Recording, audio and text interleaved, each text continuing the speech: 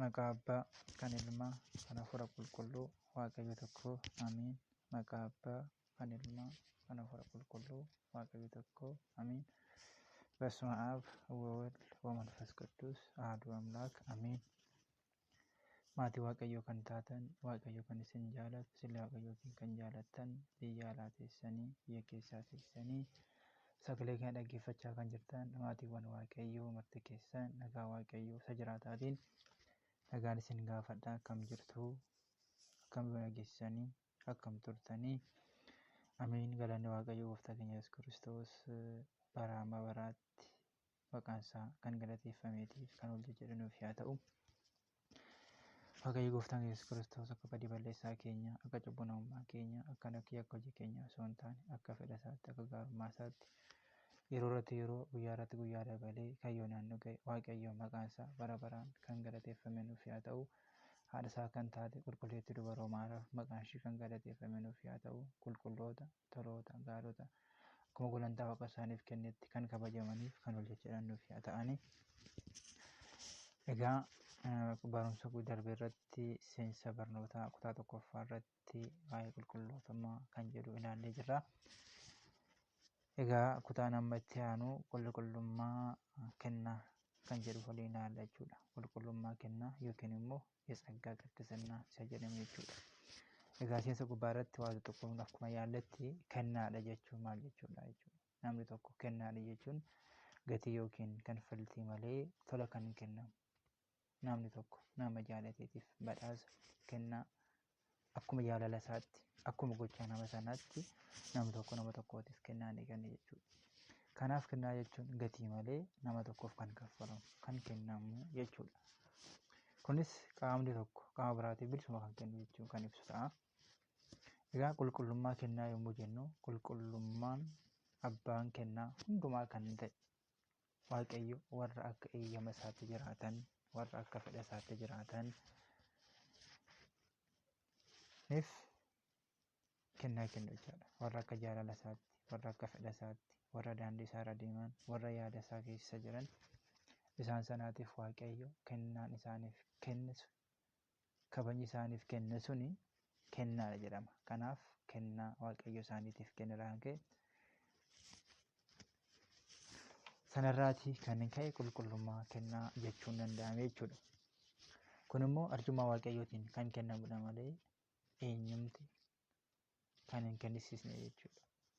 Kunis eeyyama isaatiin kan ta'edha malee dirqamaanis kan gonfatame miti. Kana jechuun Waaqayyo yaada isaa keessatti qabamanii warra jiraatan, jireenya isaanii Waaqayyo irratti warra qaban, ulfina lafa kana dhiisanii jireenya samii warra hawwan sanaatiif Waaqayyo fedha isaatiin kan kenne jechuudha. Kana ibsuudhaatiif maal jedhee qulqullichi Phexros ergaa qulqulluu Phexros isa tokkoffaa boqonnaa 1 lakkoofsa 15 yookiin illee akkasuma seera Lewwotaa boqonnaa 19 lakkoofsa 2 irratti inni isin waamee qulqulluu akkuma ta'e isinis adeemsa keessan hundumaatiin qulqulloota ta'aa jechuun dhugaa baheera. Egaa asirratti kan isin waame qulqulluudha jedha. Bu'uurri wanta kanaa qulqulluudha jechuudha. Bishaan tokko burqaa keessaa madda. Burqaan sun qulqulluu yoo ta'e kan achirraa maddu sana hundumtu qulqulluu akkuma ta'u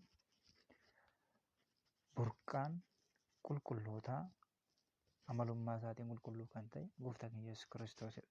Kanaaf kan isin waame inni qulqulluu akkuma ta'e isinis immoo gochaa keessan hundumaatiin qulqullootas ta'a ana fakkaadhaa jedhee gooftaan keenya Yesuus Kiristoos kan dubbatedha jechuudha. Kanaafuu waamicha kana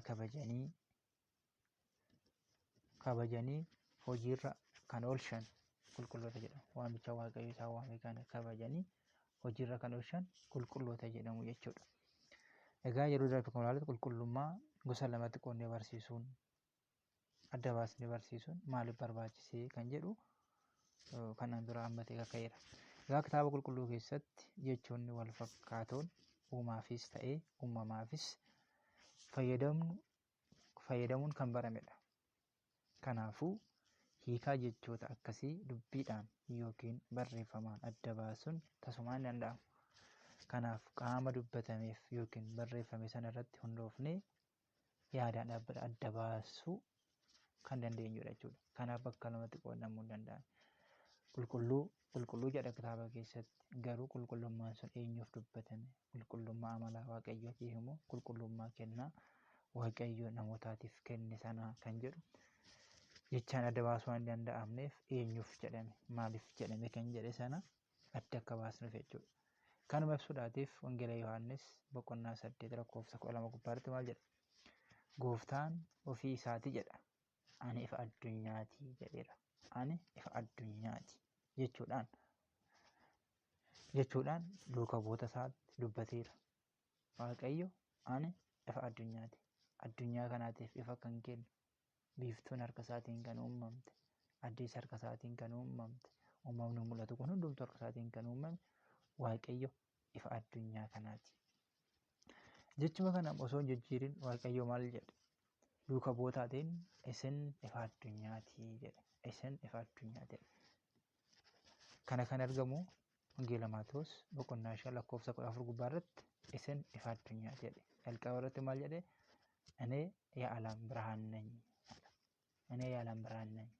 ጌታችን መድኃኒታችን ኢየሱስ ክርስቶስ የዓለም ብርሃን ነው። ጨለማ በፊቱ የለም። ስለዚህ ሰማይና ምድርን የፈጠረ የሚታየውና የማይታየው ሁሉ የፈጠረ ጨረቃና ፀሐይ በእጁ የተፈጠሩት ጌታችን መድኃኒታችን ኢየሱስ ክርስቶስ የዓለም ብርሃን ነው። ጨለማውን ያስወገደ እሱ ነው። ከኃጢአት ባርነት ቀንበር ነፃ ያወጣን እሱ ነው። ከዲያብሎስ እስራት ነፃ ያወጣን እሱ ነው። ስለዚህ እሱ የዓለም ብርሃን ነው። ይሁን እንጂ ጌታችን መድኃኒታችን ኢየሱስ ክርስቶስ ይህኛው ቃል ሳይቀይር ለሐዋርያት እንዲህ ብለዋል። የማቴዎስ ወንጌል ምዕራፍ 5 ቁጥር 14 ላይ እናንተ የዓለም ብርሃን ናችሁ አለ። አሁን ነገሩ እዚህ ጋር ነው። እኔ የዓለም ብርሃን ነኝ ብለዋል። ዮሐንስ ምዕራፍ 8 ቁጥር 12 ላይ ማቴዎስ 5:14 ላይ ደግሞ እናንተ የዓለም ብርሃን ናችሁ አለ። አሁን ይሄኛ ሁለቱ የዓለም ብርሃን ነው እንዴት ይገለጻል ነው? ከናፍ አኒ ኢፋ አዱኛቲ ጀደ waaqayyo ani ifa addunyaati jedhe. Yohaannis boqonnaa 8 lakkoofsa 12 gubbaarratti. Jechuma kana immoo itti fufee duuka bu'ootaatiin Wangeela Maatewos boqonnaa 5 lakkoofsa 14 gubbaarratti isin ifa addunyaati jedhe. Adda addummaan ifa kana gidduu jiru maaliin? Adda addummaan ifni jalqabaa kan hin dukkanoofne, kan hin dhaamne, kan hin hir'anne, kan ittiin bu'amne, amalummaa isaatiin Waaqayyo kan inni qabu, qulqullummaa Waaqayyoo, ifummaa Waaqayyoo, abiddummaa Waaqayyoo isa guddaa kan ibsu jechuudha. Inni lammaffaan garuu isin ifa addunyaati kan jedhu duuka bu'oonni Waaqayyoo irraa isa barataniin addunyaa ishee dukkanoofte kana ifa kan argisiisan, hidhaa seexanaatiin warra hidhaman hidhaarraa kan hiikan, addunyaa bishoofte kana wangeelaatiin kan mi'eessan, isaan kun dhugumatti addunyaa kanaatiif ifa warra ta'anidha. Biyya lafaatiif daandii kan argisiisanidha. Jireenya kan argisiisanidha waan ta'eef isin ifa addunyaati jedhe. Ifni jalqabaa ifummaa kan Waaqayyooti. Ifummaa Waaqayyoos jalqabaa sunirraa diraayif yookiin immoo isarraa kan maddisan jechuudha. Kan qulqullootaa kan isin ifa addunyaati jedhe kana. Kana ibsuudhaatiif ija tokkotu jira. Warri saayinsistoonni maal jedhu biiftuun ifa mataa ishee hin qabdu, addeessi ifa mataa ishee hin qabdu biiftuu irraatii argatti malee jedhu. Jechi kun barumsa saayinsii gubbaarratti baay'een keenya baranneerra. Addeessi ifa mataa ishee hin qabdu biiftuu irraa argatti jedha. Amma biiftuun addeessa kanaatiif burqaa ifummaa sanaati jechuudha. Addeessi kun akka iftuuf biiftuun bu'uura jechuudha. Biiftuun lafa hin jirretti addeessi ifa kennuu hin dandeessu jechuudha. Kana mul'isuudhaaf maal jedhee Matsaafa Heenook boqonnaa 21 irratti jechi kun baay'ilikaaliidha yookiin wangeela irraa kan dhufe malee saayinsistoonni kan bu'uuranii argatan miti. Addeessi ifa mataa ishee hin qabdu, ifummaa ishee biiftuu irraa fudhatti jedha. Kana maaliifaa wal fakkeesse? Addeessa kanaatiif, ifummaa addeessa kanaatiif bu'uura kan taate biiftuu irraa addeessi ifa kuufachuudhaan halkan dukkana ibsiti. Biiftuun guyyaa ifa guddaa sana ibsa. Eenyu ilaaluu kan hin dandeenye. Addeessi garuu ifa guyyaa kana fudhattee halkan ifa dhala namaatiif ibsiti, bineensotaaf ibsiti jechuudha. Akkuma kanaa ifni inni jalqabaa sun qulqullootaaf kennaa kan jedhame Waaqayyoorraa isa maddedha. Ifummaa Waaqayyoorraa dhufe sanatu duuka bu'oota qulqulloota irra bulee ifa addunyaa akka isaan ta'an isaan taasisee kan jedhu. Kanaaf adda addummaan isaa isa kanadha jechuudha. Egaa ifummaan qaama kana lamaanii wal qixa jechuu miti. Kanaaf kan amalummaa Waaqayyootii fi kaan immoo kan kennaa Waaqayyo isaaniitiif kenne jechaadha. Egaa Waaqni mootummaa isaa akka argannuuf, akka dhaalluuf kennaa qabeenya isaa keessaa tokko kan ta'e kennaa qulqullummaa namootaaf kennuu isaati. Walumaa galatti qulqulloonni kennaa Waaqayyo isaaniif kenname isa fakkaatu jechuudha. Kennaa Waaqayyo isaaniif kenne Waaqayyoodhaan fakkaata. Maal jedhannis ani misalu anaan fakkaadhaa jedheera. Anaan fakkaadhaa jechuun Waaqayyoon hojii gaarummaa hojjeta. Warreen hojii gaarummaa hojjetan martinuu Waaqayyoodhaan fakkaatu. Warri jecha Waaqayyoo keessa jiran Waaqayyoodhaan fakkaatu. Warri namootaaf garaa laafan Waaqayyoodhaan fakkaatu. Hojiin Waaqayyoo isa sana waan ta'eef jechuudha. Kanaaf daadummaan xiksii kana lamaan gidduu jiru, ifummaa kana lamaan gidduu jiru isa kana fakkaataa jechuudha. Amma isa Waaqayyo Gooftaan maal jedhee Macaafa Seera Uumamaa boqonnaa 1:26 irratti Seera Uumamaa boqonnaa 1:26 maal jedhe? Kottaa akka bifaa fi fakkeenya keenyaatti akka fakkaattii keenyaattis nama ni uumnaa jedhe. Kottaa akka bifa keenyaatti akka fakkaattii keenyaatti nama ni uumnaa jedhe. Namoonni baay'een kana ni beektu. Waaqayyoon nama uumuu yeroo barbaade, Sillaaseen nama uumuu yeroo barbaadan kottaa gara biyya lafaatti gadi buunee nama ni uumnaa. Akka bifa keenya, akka fakkaattii keenya, ulfina keenya akka dhaaluuf, kabaja keenya akka mul'isuudhaatiif nama uumnaa kottaa jedhe. As gubbaa irratti nama uumnaa kottaa yommuu jedhu Waaqayyo biraatiin uumnaa jechuu miti. Waaqayyo biraatiin hin uumne. Nama kan uume ulfina isaa akka calaqqisiisuuf, mootummaa isaa akka dhaaluuf, biyya lafaa irratti gaarummaa akka barsiisuuf, waloree maqaa Waaqayyoo akka galateeffatamuuf Waaqayyoon nama uume. Asitti kottaa nama akka keenyaa jedhe, nama akka keenya. Fakkeenyaaf abbaan tokkoof haati tokko jireenya isaanii keessatti waliin jiraatan mucaa argatu. Kun eeyyama Waaqayyootiin. Mucaan sun yookiin abbaa fakkaata yookiin ilma fakkaata, lamaan keessaa tokkotti ba'a. Amaluma jara sunii fudhata jechuudha. Waaqayyo garuu kottaa nama ni uumnaa kan jedhu amala nama dubbadhe kana amala abbaa fi ilmarraa ijoolleen argaman sana qaama isaa tokkotti ba'an sana miti jechuudha. Fakkaattiin Waaqayyoo nama fakkaata. Bifa namaa fakkaatee waan mul'ateef malee bifti Waaqayyoo kana suni jedhamee bifti Waaqayyoo hin beekamu. Fakkeenya namaatiin garuu kan fakkeeffamu bara kakuu moofaa keessa mana Abrahaam yeroo seenan bifa maanguddoo gurguddootiin waan mul'ataniif bara kakuu haaraa keessa immoo foon keenya uffatee Gooftaan Yesuus Kiristoos akka bifa keenyaatti lafarra waan deebi'eetiif bifa namaatiin fakkeeffama. Hafuuraan garuu akkas miti. Maal jedha Waaqayyo Wangeela keessatti? Waaqayyo mirgaaf bitaa hin qabu jedha. Waaqayyo dugdaa fi garaa hin qabu jedha. Waaqayyoodhaaf bootaan hin jiru jedha. Hammummaa isaa dubbachuun hin danda'amu jedha. Ulfina isaa ibsuun hin danda'amu jedha. Miluu bakullee kana jechuun lafa hundumaayyuu guutee kan jirudha jechuudha. Kanaaf nama akka keenyaa uumna yeroo jedhu fakkaattii keenya, nama ulfina keenya ibsu, nama kabaja keenya mul'isu, nama ulfina keenya dhaalu jechuu kan barbaadame jechuudha as keessatti. Kanaaf Waaqa biraa kan uume miti jechuudha. Inni biraa qulqullummaa jedhamuun kan danda'u eenyuuni jedha. Qulqulluu jedhamuun kan danda'u eenyuuni?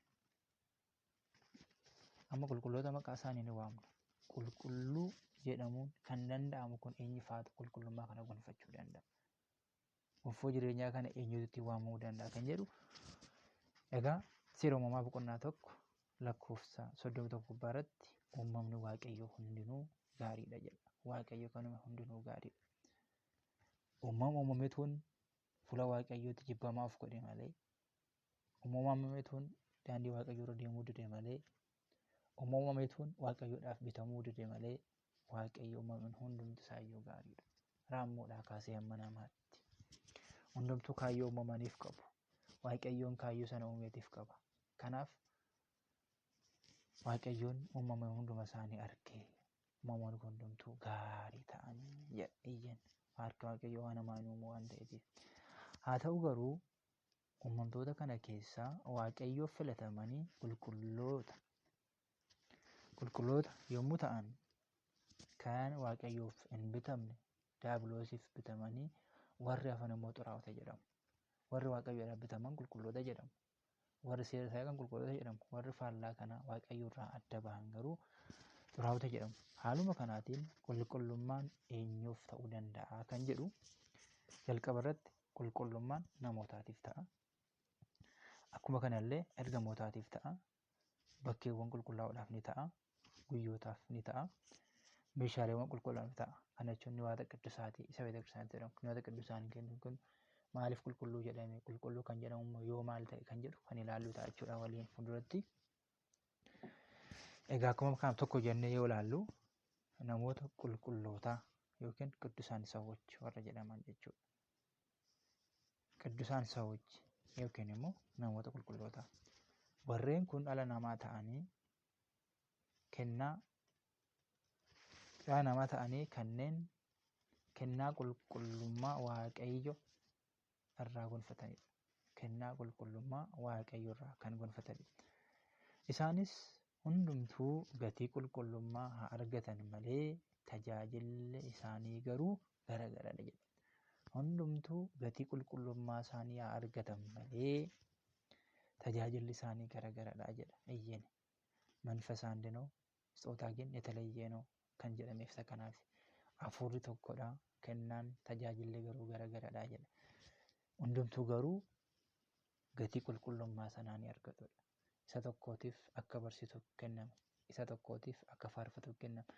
Isa tokkootiif akka qaddasuuf kennama. Isa tokkootiif akka fayyisuuf kennama. Haa ta'u malee jarreen kun martinuu hojii qulqullummaati waan ta'eef warreen kennaa isaanii kenname kanaan qabamanii hojjetan hojii qulqullummaa isaanii ni argatu jechuudha. Kanaaf maal jedhe? Roomee boqonnaa 12 lakkoofsa 6 irratti akka kennaa isaa nuuf kennametti kennaa garagaraa qabna jedha. Akka kennaa isaa nuuf kennametti kennaa garagaraa qabna. Kana namoonni baay'een keenya kan walaa biratti amma waaqayyo nama kamiifuu kennaa isaa kenneera. Kennaa keenya sana barbaadnee argachuun garuu kan keenyadha. Ani amma kennaa waaqayyo maallaa kenne kan jedhu ofirratti baruu nu barbaachisa. Waaqayyo nama hundumaatiif magliitii yookiin kennaa kenneera. Kennaa keenya sanaan immoo facaafnee sanyii 30, 60, 100 buusnee firii walitti qabachuu kan danda'u nuyi ture. Kanaaf kennaa nu kenname sanaan akka fayyadamnu jechuun barbaada. Akkuma kana qabsuuraa isaanii irratti hundaa'ee kennaan isaaniif kennamu illee wal caaluu danda'a. Namni hundumtuu ni facaasa. Sanyiin faca'u tokko haa ta'u galiin galu garuu qixa miti. Kanaaf bu'aan nuti keessatti dabarsinu wal fakkaataa miti jechuudha. Abbootii lafa qotan yoo ilaaltan hundumti isaanii sanyii wal fakkaataa facaasu. Garuu galiin isaanii adda addadha. Kun maalirraatii madde? Tokkoffaa haalawwan sanyiin sun itti faca'u murteessaadha. Warreen sanyii facaasan murteessaadha. Lafti gubbaa irratti faca'u sana murteessaadha. Kunuun sanyii sanaatiif ta'u murteessaadha. Egaa warreen waaqayyoodhaaf guutummaan guutuutti laphee isaanii kennanii mootummaa biyya lafaa kana tasumaa jibbanii halkaniif guyyaa waa'ee waaqayyoo qofa yaadan kennaan isaanii adduma addadha. Kaan wareeggamanii dhiiga isaanii kan dhangalaasan morma isaanii seefiidhaaf kan kennan. Kaan isaanii kana qulqulluu Phexros ol galabbatamee fannifamuun naaf hin ta'u gargara fannisaa jedhanii warreen dubbatan. Kennaan isaanii, gonfoon isaanii, kabajni isaanii garagara. Garuu gatiin qulqullummaa isaanii immoo tokkodha. Gatiin qulqullummichaa isadha mootummaa waaqayyoo dhaaluudha. Kanaaf kennaa garagaraa kana keessa jiraachuun akka jiru mul'isa. Haa ta'u malee maal jedha? Isin garuu kennaa isa caalu argachuudhaatiif dhama'a. Ani immoo isaan kana hundumaa irra isa caalu iyyuu isinitti nan argisa jedha. Kennaan gara jedheera. Haa ta'u garuu isin kennaa isa guddaadhaaf, kennaa isa caaluuf, ulfina isa caaluutiif dhama'a jedha. Ani garuu isa guddaa kana caaluyyuu isinitti nan argisiisa jedha. Kana Waaqayyoon kan jedhu. Maatewos boqonnaa 7 lakkoofsa 7 maal jedha? Rukutaa isiniif banama, barbaadanii argattu, gaafadhaa isiniif kennamaa jedha. Egaa Waaqayyoon nuti dhugumatti lapheedhaan taanee yoo gaafanne Waaqayyo waan nuun kennina hin jiru.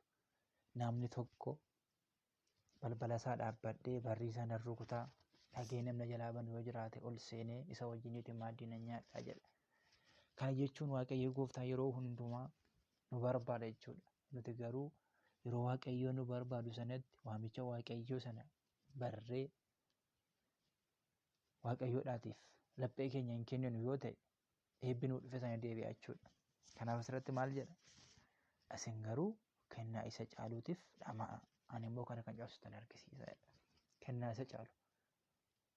Gaarummaadhaati wal dorgomuu jechuudha inni kun. Gaarummaa jechuun wal dorgomuu. Jaalala guddaa gochuudhaaf wal dorgomuu. Kan inni mul'isu isa kana jechuudha. Kanaaf እናንተ የምትበልጠውን ጸጋ ለማግኘት እናንተ ትጉ። እንግዲህ መንፈስ አንድ ነው፣ ጸጋ ግን የተለየ ነው። ይሁን እንጂ እናንተ የምትበልጠውን ጸጋ ለማግኘት እናንተ ትጉ፣ እኔ ደግሞ ከዚህ የበለጠው ለእናንተ ያሳያለሁ ይላል ጌታችን። ከነሞ ከነርገኑ እርጋ ጳውሎስ ገራ ወረ ቆሮንቶስ ይተፈርግ በቆና እርጋ ጳውሎስ ገራ ቆሮንቶስ ይፈርግ ተቆፋ በቆና ኮዳላም lakkoofsa 31 gubbaa irratti argana jechuudha. Kabaja kana caaluutiif isin dhama'a akkuma jedha Gooftaan Yesuus Kiristoos. Kanaaf inni itti aanu moggaasa namoota qulqullootaa. Moggaasa namoota qulqullootaa. Qulqulloonni maqaan isaanii kun akkamitti mogga'uu danda'e? Akkamitti qulqulluudha jedhamuu danda'an? Qulqulluu Giyoorgis, qulqulluu Arseemaa, qulqulluu Abbaa Taklaamaa jedhamu akkamitti jarri kun qulqullummaa kana gonfachuu kan danda'amu? Kiraatiiriyaa yookiin immoo safartuu maaliin safarameetii kan jedhu. Moggaasni qulqullootaa sagalee harkaan yookiin yaada namaatiin kan gaggeeffamu miti. Kana jechuun jireenya isaaniitu dubbii Waaqayyoon madaalamee kennaa kana isaan geessa jechuudha. Abaluu qulqulluudha waan jedheetiif namni tokko qulqulluu kan ta'u osoo hin taane, abaluu hamaadha waan jedheef namni tokko hamaadha osoo hin taane, maaliin safarama kan jedhu jireenyawwan isaan biyya lafaa irratti dabarsan, biyya lafaa irratti akkamiin dabarsan, biyya lafaa irratti maal hojjetan, eessa turan, jireenyi qabsuuraan isaanii maaliin? Qabsuuraa kan jechuun qabsoodha. Yoo laallu biyya lafaa irratti yoo laallu namni tokko qabsaadha kan jedhamu yoo laallan kan waliin beeknudha. Saba isaaf qabsaa'e sanaatiif hidhaan osoo dhimma isaa hin taane, arrabsamuun osoo dhimma isaa hin taane, yoo dhufees immoo lubbuu isaa kennuun dhimma isaa akka hin taane sana waan boru lubbuudhaaf hin taane biyya lafaa irratti warri nuti qabsaa'ota jedhan kana raawwatu. Haa ta'u garuu qabsuuraa Waaqayyoodhaaf warri qabsaa'an yookiin immoo tagaadiloo isa jedhamu sana biyya lafaa irratti maal hojjetanii kan jedhu hamaa dubbachuu irratti arraba isaanii dhorkanii, hamaa dhaggeeffachuu irratti gurra isaanii deebisanii, gara bariinsaa deemuurraa luka isaanii dhorkanii, waan hamaa yaaduurraa laphee isaanii deebisanii, waan hamaa yaaduurraa ija isaanii to'atanii, daandii tokko gubbaa bichaa ilaalanii gara Waaqayyoo ilaalanii warra deeman. Kun immoo guyyaan jireenya isaanii kana keessatti bu'aa bahii isaan bahan safaramee, yeroo du'an immoo akkamitti du'an, raajii maaltu raawwatame kan jedhu sanaan safarame manni amantaa keenya warra biyya lafaa irratti darban kanaatiif qulqullummaan isaaniif galamoo isaaniif hin galu kan jedhu dabaasee kenna jechuudha. Kanaaf maal jedhu? Manni amantaa kiristaanaa jireenya isaanii wangeelaan erga madaaltee booda qulqullummaa isaanii kana ragaasiste jedha. Kunis bara jireenya isaanii guutuu addunyaa cubbuu irraa adda bahanii soomaa fi kadhataatiin murtaa'anii qabsuuraan gammoojjii keessatti kufanii dhakaa buraafatanii fixeensaan raabanii sagalee bineensaa fi dukkana osoo hin sodaatiin Waaqayyotti amanuun hamma dhumaatti kan dhaabbatanidha. Kanaaf jarreen kun osoo midhaan jiruu warra beela'anidha. Osoo bishaan jiruu warra dheebotanidha. osoo gammachuun jiru warra gaddanidha. Isaan kun jireenya isaanii keessatti warra kana dabarsaniitiif isaan dhugumatti qulqulloota. Maal jedha? Qulqullichi Daawit faarsaa 125 yookiin 126 lakkoofsa 5 gubbaarratti maal jedha? በለቅሶ የሚዘሩትን በደስታ ይሰበስባሉ፣ በሄዱም ጊዜ ዘራቸውን ተሸክሞ እያለቀሱ ተሰማሩ፣ በተመለሱም ጊዜ ግን ነዶአቸውን ተሸክሞ ደስ እያላቸው ይመጣሉ jedha. Faaruu Daawit faaruu 125 yookiin 126 lakkoofsa 5 maal jedha? በለቅሶ የሚዘሩትን boo'ichaatiin sanyiin isaanii warri facaasan gammachuudhaan walitti qabatu. Sanyii isaanii baatanii osoo boohaa adeemanii yeroo deebi'an garuu gammachuudhaan sanyii isaanii baattatanii gammadaarra dhufanii jedha. በለቅሶ የሚዘሩትን በደስታ ይለቅማሉ፣ boo'ichaan kan facaasan gammachuudhaan walitti qabatu jedha. Nadoo isaanii baattatanii osoo booharra adeemanii jedha. Yeroo deebi'an garuu gammachuudhaatiin firii isaanii baattatanii gammadaa dhufanii jedha. Egaa kana jechuun maal jechuudha? Kana gubbaarratti qulqulloonni biyya lafaa kana gubbaarratti fixeensa gammoojjii irraa jechuun yeroo dubbatan salphaadha. Sagalee bineensaa obsuu jechuun yeroo dubbatan salphaadha. Kanaaf gidiraa biyya lafaa kana hundumaa dukkanni biyya lafaa otoo isaan hin sodaachise, sagaleen bineensaa osoo isaan hin sodaachise, qorri gannaa odoo isaan hin sodaachifne, aduun bonaa odoo isaan hin sodaachise, hunduma isaayyuu danda'anii mootummaa Waaqayyoo qofa ilaalanii warreen jiraatan kanaatiif qulqullummaa isaanii kana erga adda baastee booda manni amantaa keenya kanaan ragaasiste jechuudha. Akkuma kanallee waa'ee dhugaa Yesuus Kiristoos mootota yookiin shakkitoota duratti ragaa bahuudhaan dhiiga isaanii kan dhangalaasanidha.